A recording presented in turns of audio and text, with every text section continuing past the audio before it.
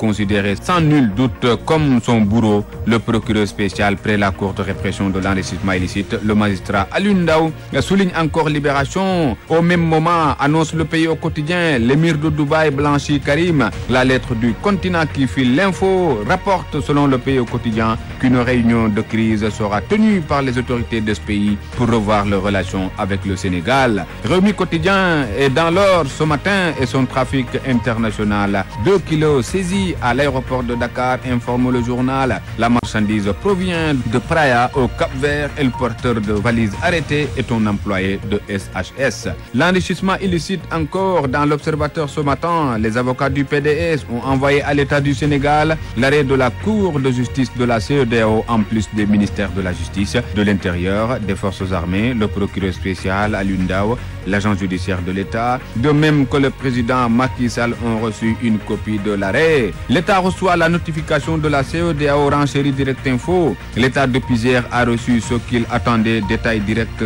la notification de la mesure suspendant l'interdiction de sortie du territoire des dignitaires de l'ancien régime.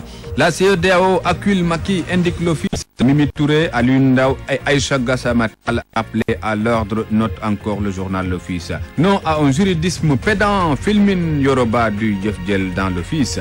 Dans Enquête, Idrissa Seck livre un avant-goût de projet présidentiel appelant à la correction du manque d'efficacité qui frappe le système d'enseignement sénégalais, comme une esquisse de projet présidentiel qui ne dit pas encore son nom, comme par Enquête, d'où son titre ce matin.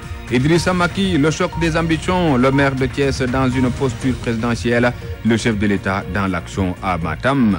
Le protocole Macky à la une du quotidien Le Quotidien. L'ancien ministre de l'Éducation annonce au PDS son ralliement au président. Il dit avoir reçu la bénédiction de Wade. Macky Sall a réussi à convaincre Khalidou Diallo à rejoindre son équipe en lui proposant une palette de postes. Fait déguster encore Le Quotidien.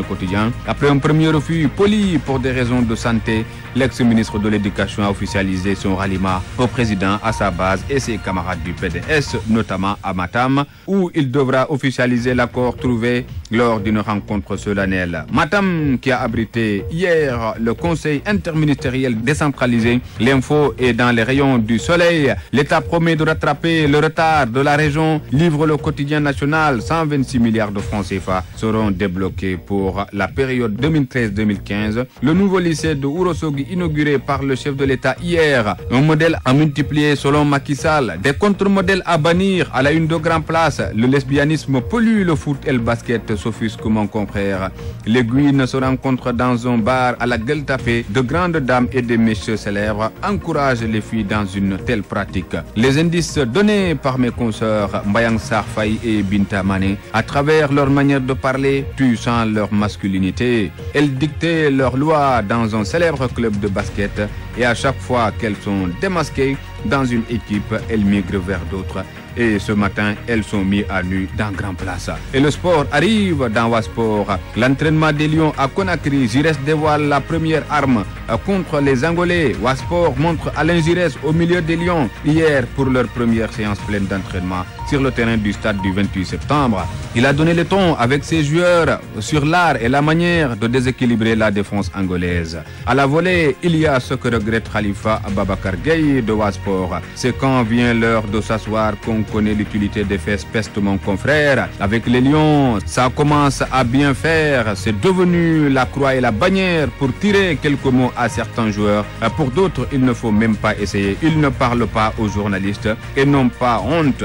Le public a droit pourtant à l'information et les journalistes sont là pour l'assurer. Sous le maillot de l'équipe nationale, transporté par les biens publics, payé en prime par l'argent du contribuable, un petit respect s'impose de la part des Lions. À l'endroit des Sénégalais, c'est le lieu de regretter El Hadji Diouf, fait regretter mon confrère de Wasport. Tout le sport est dans la chaleur de Conakry. Le journal réécrit le titre du film et déroule le film de l'entraînement. 50 minutes chrono sous la canicule de la capitale guinéenne, d'où parle Mohamed Diamé et qui soutient que ce n'est pas une revanche. Et Alain Giresse qui, impuissant, dit « Si je pouvais changer la température ». Même température dans Stade Quotidien qui relate le premier galop des Lions à Conakry.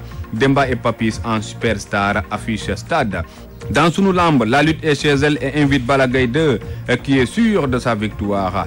Damay Fakhas Tafatine Diall, dit-il, Ce combat risque d'être le plus rapide, assure le Lion de Guédiawaye qui veut aller récupérer sa force aux États-Unis. Bonne lecture.